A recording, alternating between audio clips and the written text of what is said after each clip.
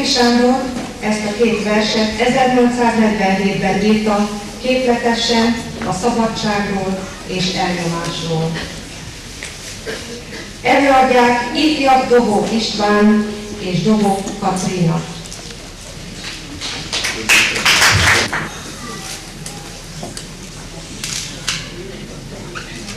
A kutyák dala, Petőfi Sándor verse.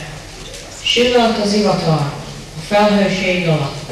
Téli kert fia, eső és hó szakad. Mi gondunk rá, miénk a konyha szöglete. Kegyelmes jó úrunk, helyeztetett ide. S gondunk ételre sincs, a gazdánk jól lakik, marad még asztalán, s miénk a maradék. Az ostor az igaz, hogy pattog némelyik hord, s pattogása fáj, na de egy csont befor. S harag voltám, urunk ismét magához ért, s ne adjuk boldogan kegyelmes lábait.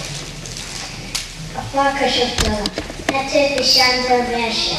Sülött az ivatar, a felhőség alatt, a téli kert fia, eső és hó szakad. Kietlen pusztaság, ez a melyben lakunk. Nincs egy bokóság, hol meghúzhatnunk magunk. Így kívül a hideg, az éjség ott belül. Neked üldözünk, kínos kegyetelünk. És amott a harmadik, a töltött fegyverek, a fehér forralá, piros vér csepeg.